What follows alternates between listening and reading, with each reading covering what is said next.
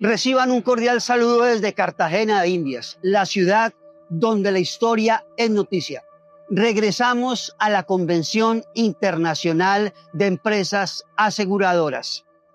La noticia, una de las noticias más importantes que entregó el DANE este año es la caída en la tasa de natalidad nacional.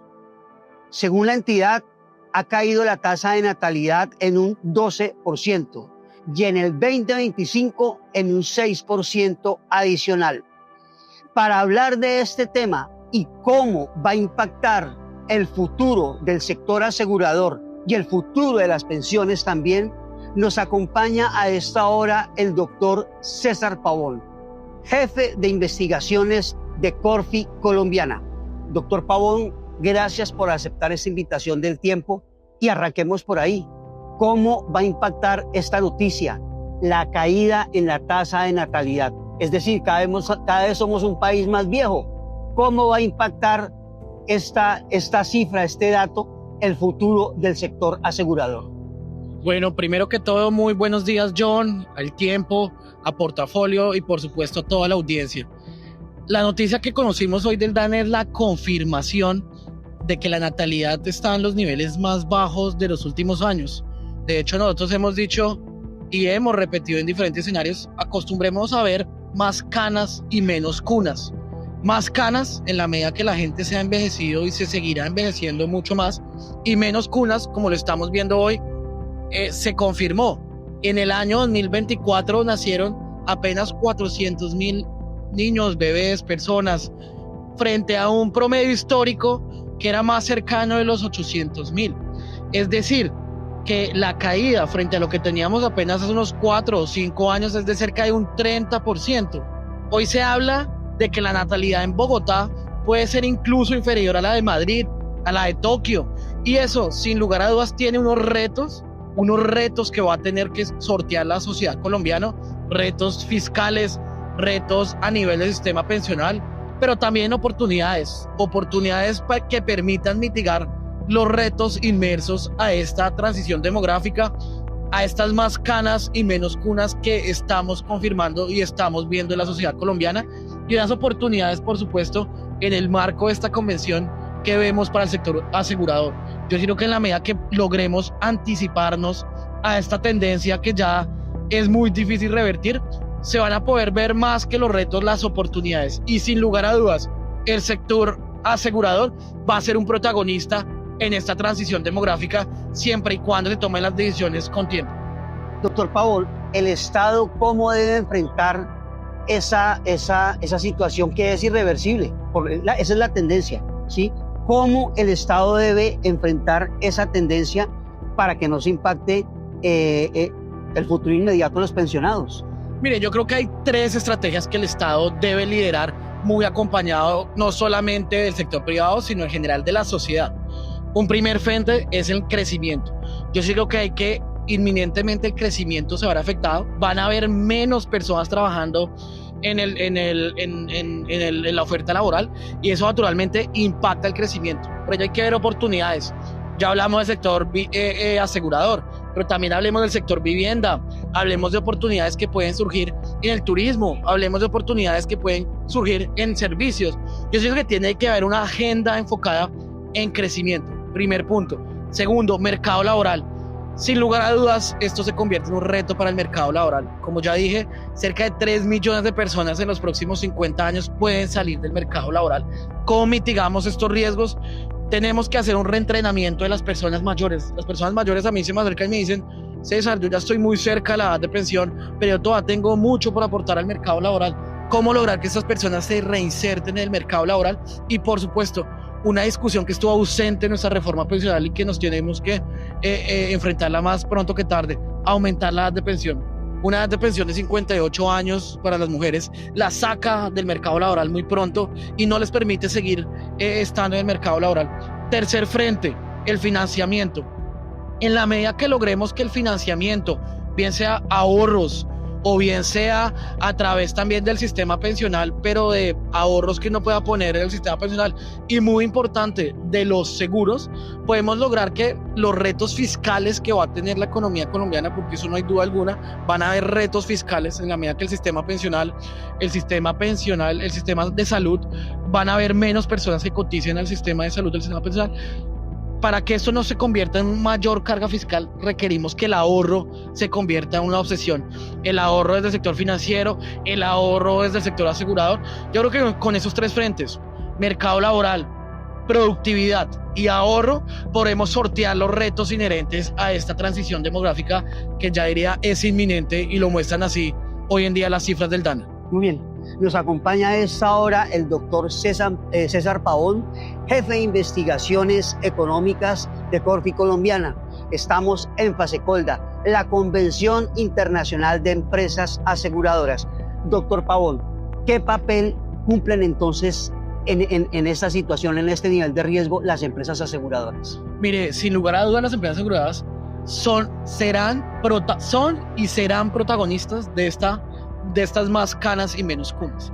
El sector asegurador puede proveer muchos servicios. Primero, yo lo pongo a las personas que tienen menos de 40 años. Yo creo que hay que pensar en servicios de aseguramiento para que en la medida que no tengamos hijos, las personas que no tengan hijos puedan ahorrar desde ya para que tengan un ingreso asegurado en el largo plazo. Y eso lo hemos visto, por ejemplo, en los casos de Japón.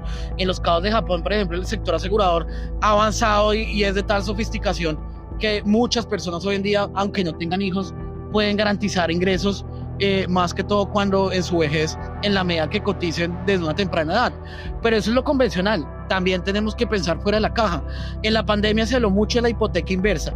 Este mecanismo, aunque los adultos mayores, en su mayoría, digamos que no tienen ingresos o dependen de sus hijos, lo cierto es que más del 50% hoy en día de los adultos mayores tiene una vivienda.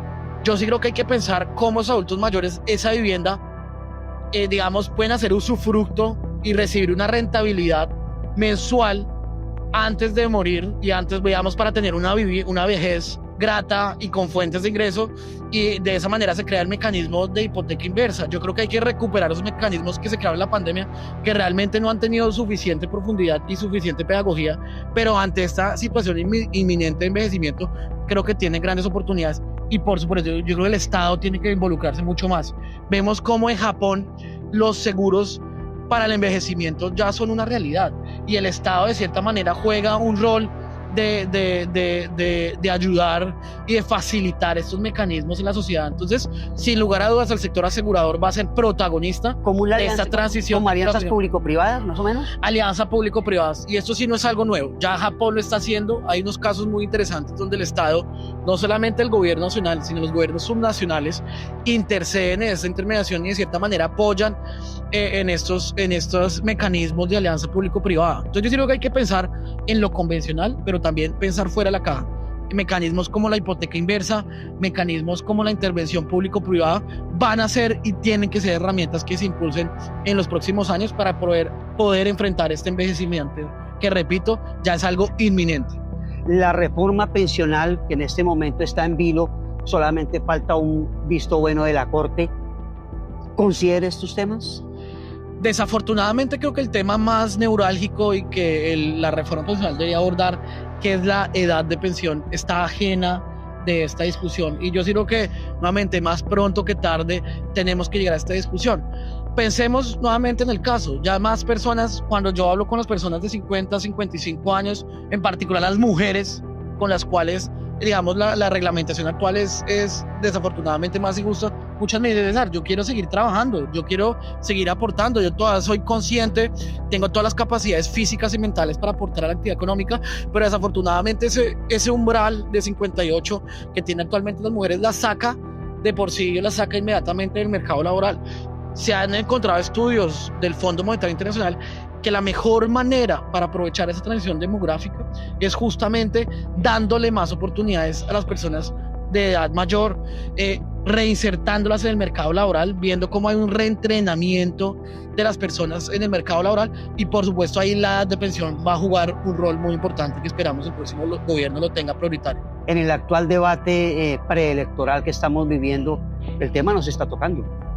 De acuerdo, yo creo que esto hay que llamar la atención. Este, sin lugar a dudas, debería ser uno de los temas centrales del próximo gobierno. Hoy el dato solo confirma una realidad que hemos venido repitiendo. Nuevamente, la sociedad colombiana va a tener más canas, menos cunas. Y como sociedad debemos ser conscientes de ello y más que verlo un reto, verlo como una oportunidad. Y yo espero que muchos candidatos empiecen a entender esto, concentrarse en esos temas que ya mencioné anteriormente. Primero, crecimiento, cuáles son las oportunidades que tiene Colombia en el envejecimiento, porque además no es solamente Colombia, también es el mundo entero se está envejeciendo. En cerca de 30 años, el 80% del PIB, que son básicamente los países desarrollados, el 80% de la producción, más de 20% de esa población va a ser vieja, va a ser mayor de 50, 60 años. Entonces ahí se crean un sinfín de oportunidades, pero hay que sumarle también temas de mercado laboral, y por supuesto temas de ahorro, temas de seguros, que es la convención donde estamos hoy en este momento en Cartagena. ¿Algo más se quiere agregar, doctor? No, pues yo creo que hay que ver las oportunidades. Nuevamente solemos ver esto como una mala noticia.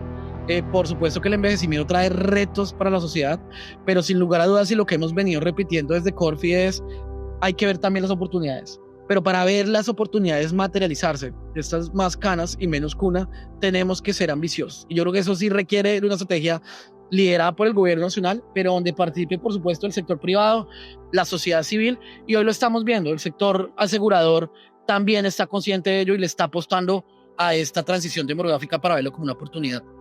Director de Investigaciones de Corfi Colombiana, muchísimas gracias por esta información. Colombia, una nación que envejece, y cómo impacta el futuro del mercado asegurador. Desde Cartagena de Indias, la ciudad donde la historia es noticia, informó John Montaño. Ya regresamos.